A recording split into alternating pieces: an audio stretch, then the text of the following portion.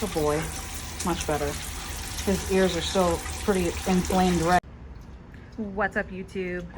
So this is a difficult topic because it's not something that I ever thought would happen to me. But I want to talk about it today because it is very recent and it was very bad. I'll follow Zelda here. Yeah, it was bad, and it happened last Friday, so it's been a few days. Today's Tuesday. So anyway, I'm going to talk about a few things. I'm going to talk about what happened. I'm going to talk about what I did. I'm going to talk about how to prevent it with your dogs. Because even like myself, the more experienced people or dog owners, you know, can make a mistake and can have a potential accident. Zelda, come here. See if she'll come in. So I have Zelda out here right now for a specific reason. Zelly Belly, this old girl right here. Zelly, you old girl. She's, you know, she's out here actually because she's older and she doesn't jump around and really get crazy. You know, she'll bark at things. Zelly. She'll just bark and kind of stand here and pretty much do what she's doing. If she goes out over there and walks in the yard, it's a very slow pace. So she's out here right now. I think the current temperature, it's about a little past 5 o'clock. The current temperature is probably about 97 or 98. Might be hotter in direct sunlight. So it's very hot right now. Anyway, so last Friday, I filmed a video and the dogs were playing in the video, but I was really just talking. They were enjoying the yard as we always do. And I was just talking, and right after the video, I went inside and I started to, you know, chop the video and, you know, do all that stuff and put the intro in and all those things. And right when I was finished editing the video, I went to upload it, and my upload time on YouTube actually was like 12 minutes. And I said, well, I could give the dogs another, you know, 12-15 minutes of outside time. You know, and at this time it was probably around 7:30 almost at night. So sunset here is about 8 o'clock. So I mean, it was pretty, you know, it was much darker than this at that point. So I decided, no, let me just get up and, you know, get the dogs in. So I got up, I called all my dogs, everybody came in except for Django, my Rottweiler. And if you watched my previous video, you would know who I'm talking about. Django didn't come, and Django is usually one of the first, if not the first, every single time I open the door, he's running in. He's very high energy, as you saw in the last video. Well, he didn't come in, and I thought, well, maybe he's just around the back and doesn't hear me. So I stepped out right here under the porch, and he was way, all the way back there, just laying down in the grass. And I immediately knew what happened. I knew what I needed to do, even though I was still unsure because I'm not a vet. You know, I just have experience, but I'm not a vet. So, panicked as I was, I ran out into the yard, all the way back there, got to Django, tried to get him to stand with his collar. He, you know, lost all motor skills, breathing heavy, eyes bloodshot red, clear signs of heat stroke. And I thought, oh my goodness. So I picked him up, and he's my biggest dog. He probably weighs 108 to 109 pounds. And I carried him all the way back up here, up the steps, and into the house. Once I got into the house, I filmed a video of him laying out on the floor to send to my vet.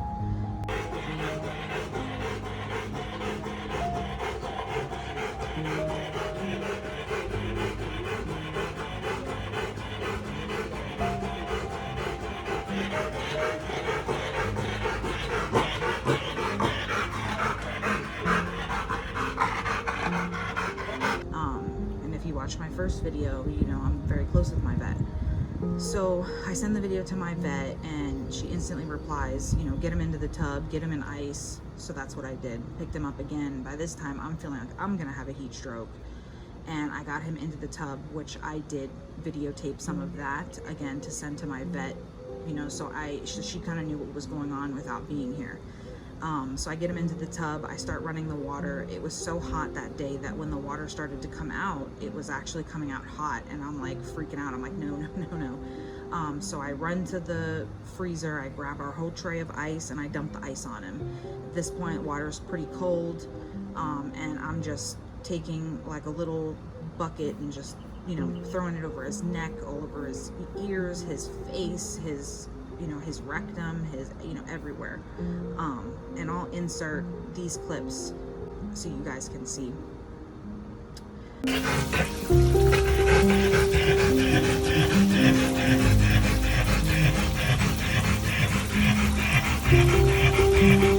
So after about 15 minutes of me, you know, back and forth on the phone with my vet, and my fiance wasn't home at the time, so it was really even more of a stressful situation, being on my own and doing it.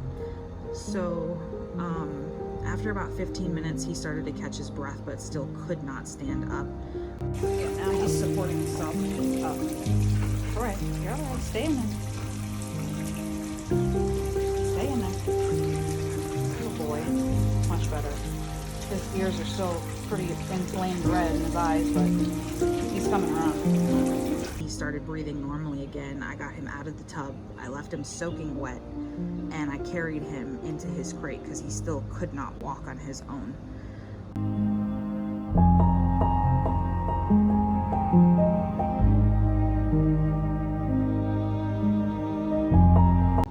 I put him in the crate wet, and I turned the ceiling fan on. After about another 10 minutes after that, he started sitting up.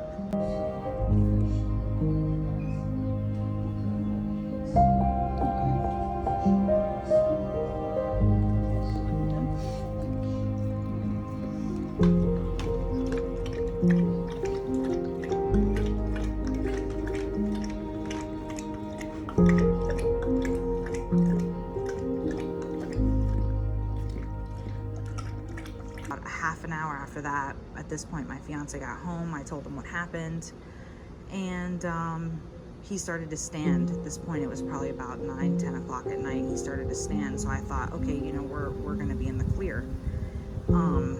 He started drinking. He ate a little bit of food.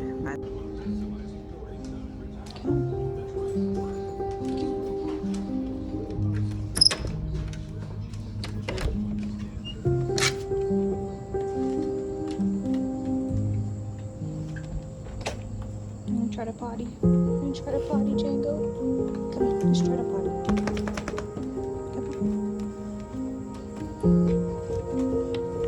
Careful, buddy.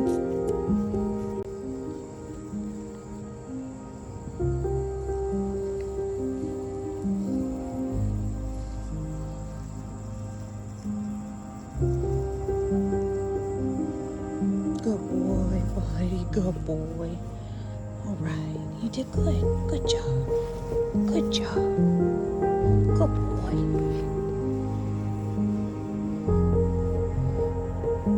Seems like we're doing okay, guys.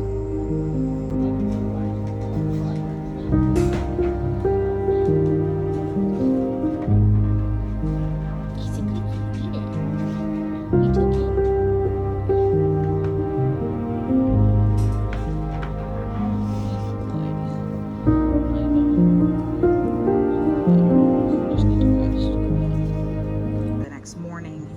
Bowl of food. He's drinking an ungodly amount of water by the next morning.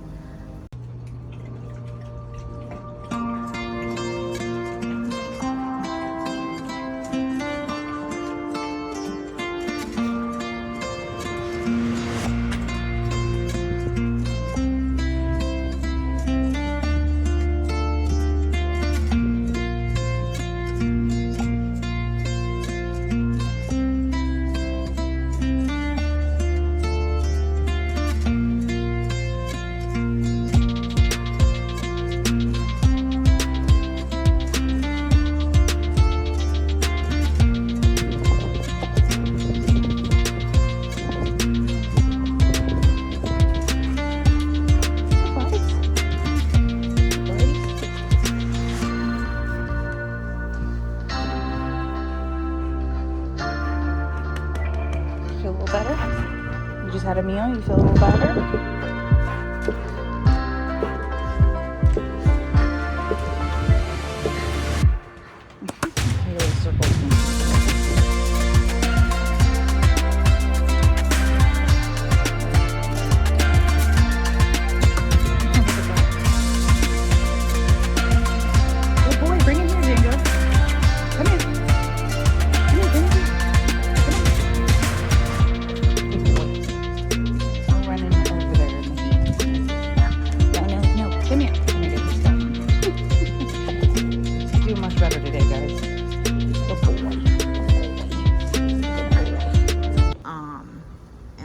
Fast forward to today, he's back to jumping around and acting, you know, like a young puppy, like a young large breed puppy.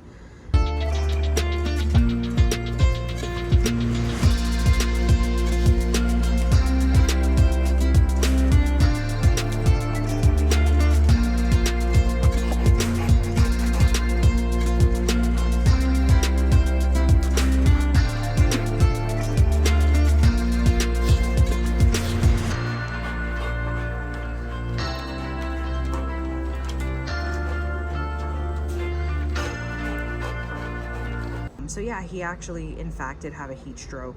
I think he's going to make a complete full recovery. I just think he needs, you know, more rest. And I need to be more conscious of the fact of, you know, he's a young dog. And the reason that this happened with Django, and I got, you know, I did post this to my Facebook and to a couple of dog groups, and a lot of people were supportive, but I still got, you know, those nasty comments, you know, like I shouldn't own dogs and I shouldn't, you know, be able to have dogs. And really, here's the truth. All of my dogs, you know, except for Django, if they get too hot, like Zelda, for example, you know, she knows it's a hot day, she's in the shade, she's laying down, she's not jumping around, going nuts, you know, trying to play.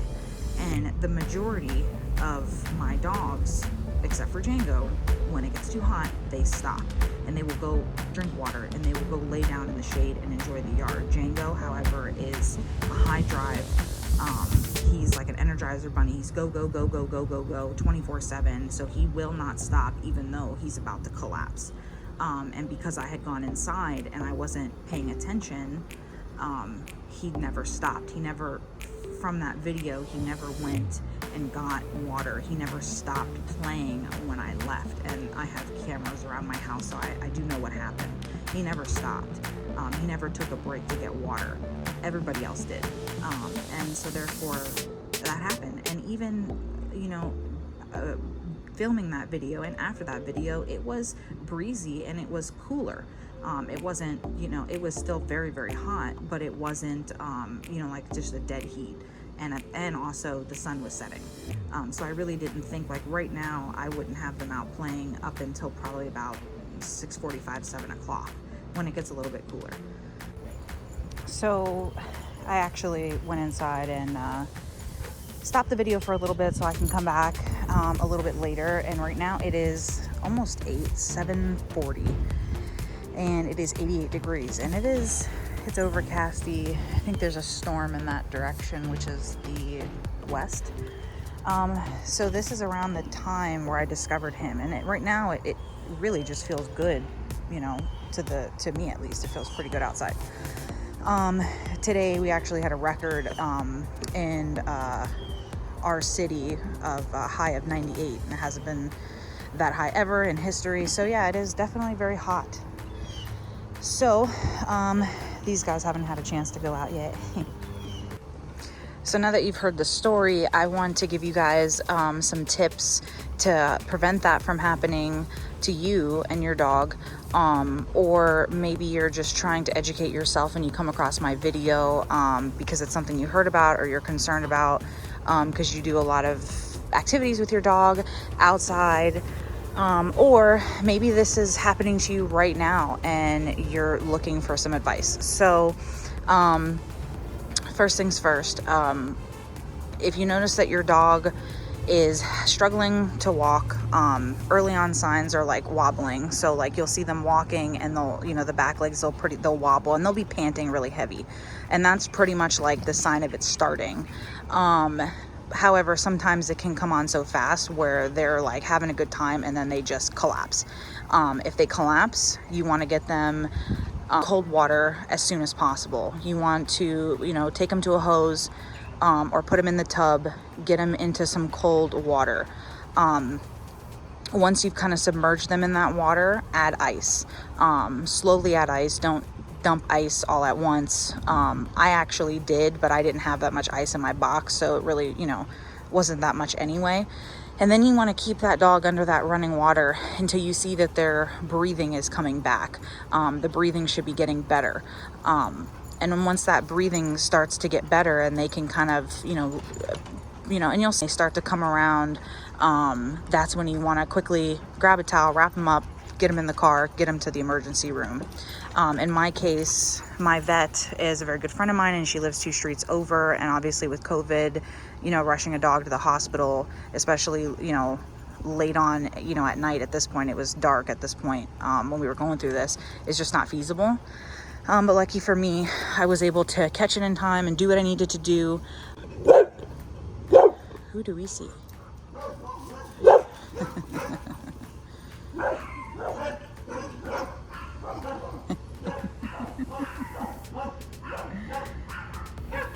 Crazy call always. So yeah, those are some things you want to do in the event that it's happening. Ways to prevent it. Make sure your dog is hydrated. If you know you're going out into like a park, or you know you're going on a hike, make sure your dog has plenty of water. Make sure it has a meal before you go, because if they're on an empty...